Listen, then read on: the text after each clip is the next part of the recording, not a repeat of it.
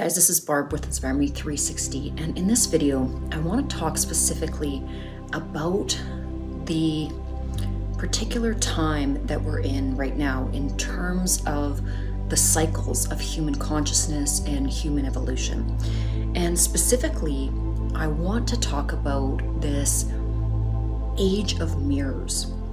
So right now, what's happening in terms of the distortion of essentially having a body, or this hyperfixation that we have on the external world, is absolutely planned. It's absolutely part of the design of the evolution and elevation of human consciousness.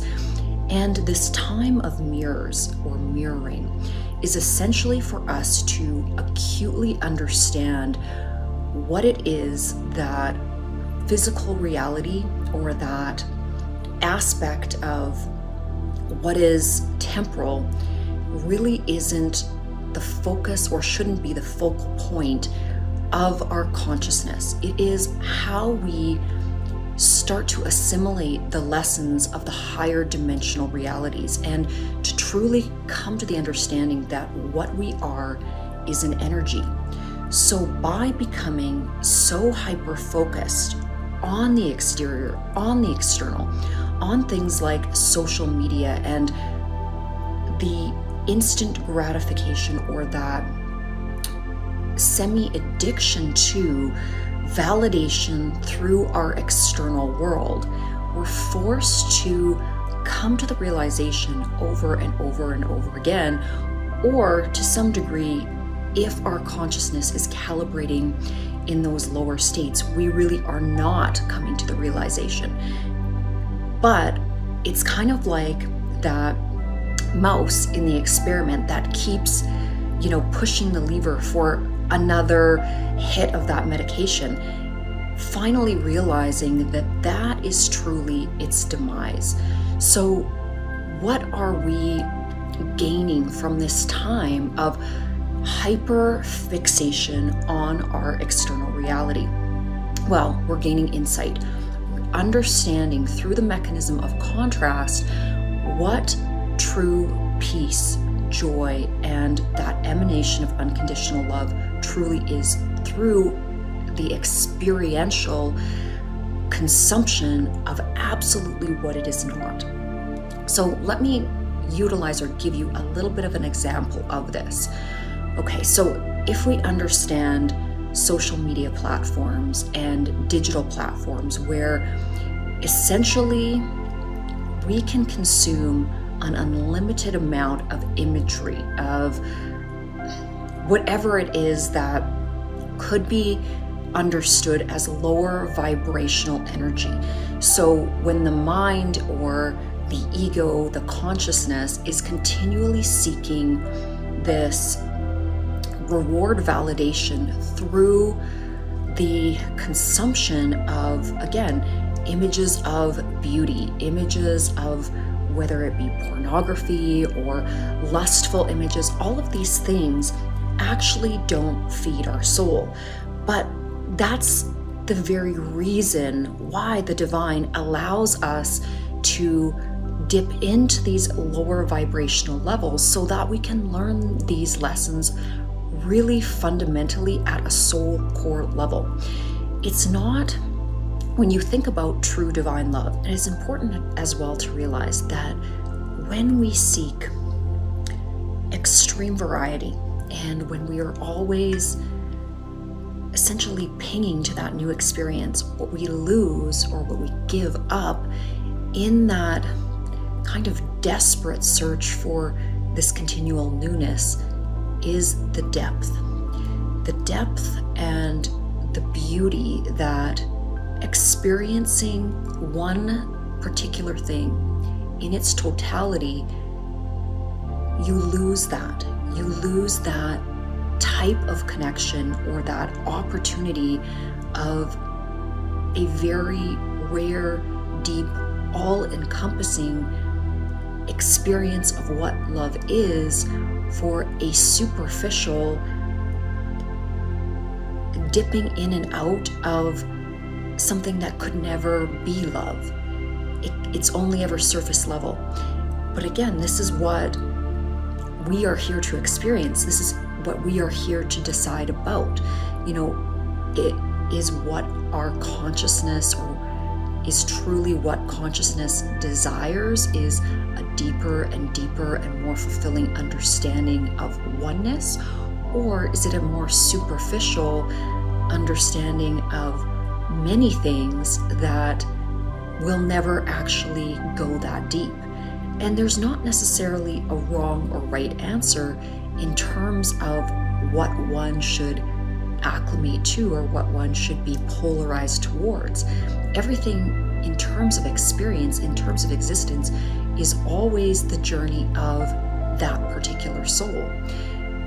But when one is returning back to source, or back to its unification, it is that depth, it is that breadth, it is that total expansion into oneness that truly brings the consciousness home. It's so incredibly important to realize that really what unification in terms of unconditional love is that returning to the self. It is through the path of essentially chasing everything external that we finally come to the realization that what we are seeking is within us, that what we truly want to manifest or see in our outer reality is that true essence of what we are. And when we realize that, when we come home to this realization,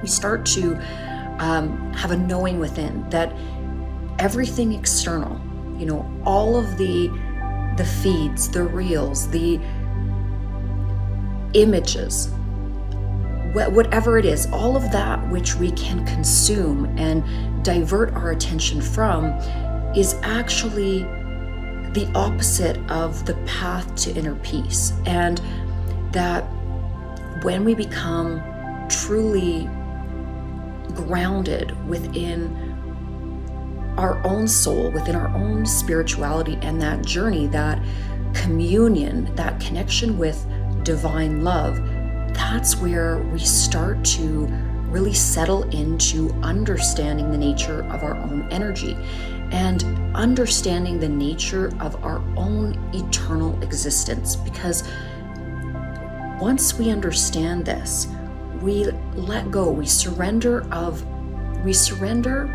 the thought or that tethering aspect of that hyper vigilance or that hyper attachment to the specific body that we're in. And once we do that, we do the same in terms of others. Not that we detach from other energies without having that connection of love. We just detach in the sense of any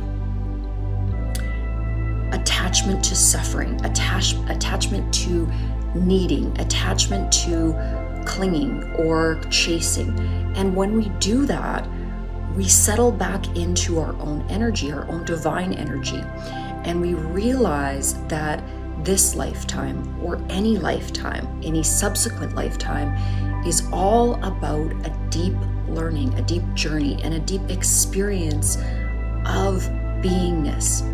And it allows us to surrender, to let go, to become one with all that is, and to allow the experience of the self to not be such an arduous journey, such a overwhelming journey. Because especially in our innocence, in our youthful nature, the mind can really tether itself up in the misunderstanding of linear time. And when it does this, it becomes frantic, it becomes impatient, and it suffers through the mechanism of distortion and misunderstanding of the body.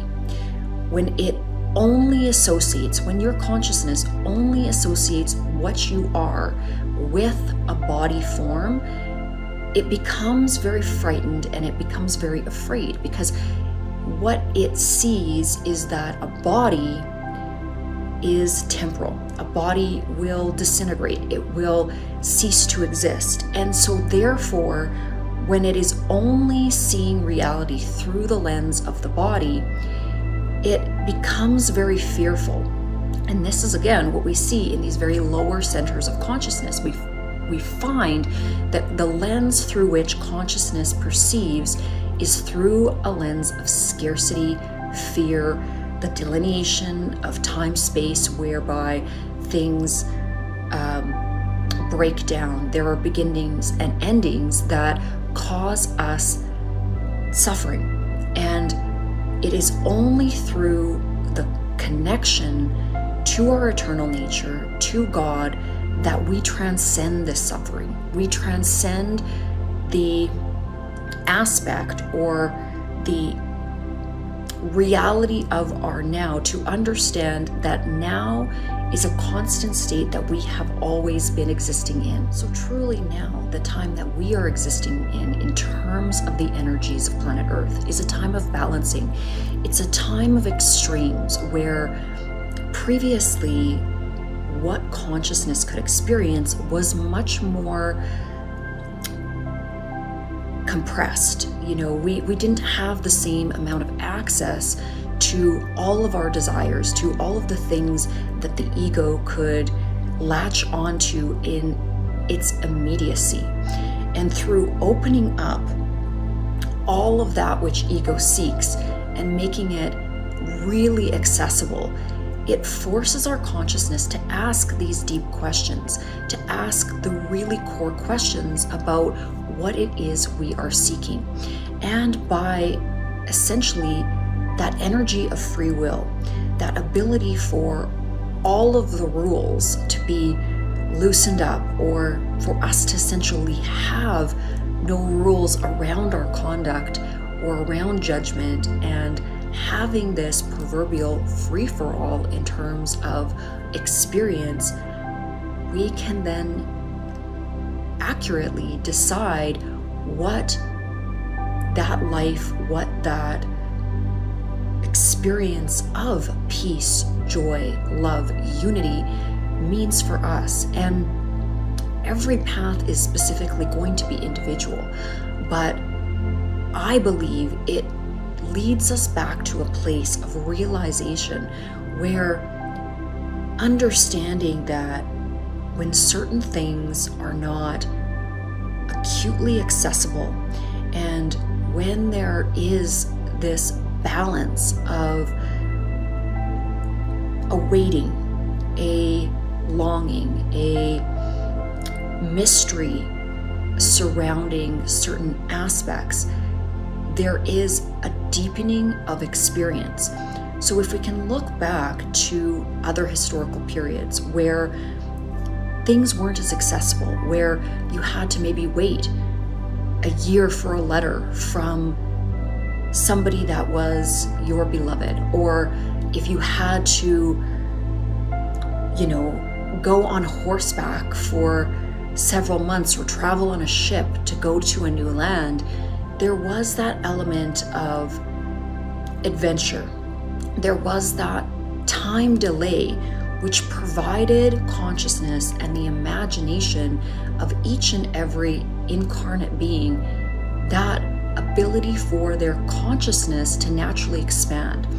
And in this time, again, where there is essentially another cheap thrill around every 10-second interval, consciousness doesn't have to percolate and develop and become wise and strong and patient. Consciousness, or rather the ego aspect of consciousness, can simply ask for that next hit of whatever cheap thrill is accessible. And through our own discernment, through our own function of free will, we can by choice come back into an environment where we choose rightly, where we choose to close ourselves off from things that are damaging us, from things that are damaging society. And it is the choice of turning off the very mechanisms that destroy or are destructive to the culmination of what the beauty of consciousness can create on its own. All of the distractions, all of the distortions are always going to be there, but it is that journey within the self to find our own true soul blueprint, the nature of who we are, that is calling us back home, that is calling us to remember and to that recognition of what we truly want to create in this lifetime and really in any lifetime. All right, I'm wishing you all a very wonderful weekend, and I'll see you in the next video.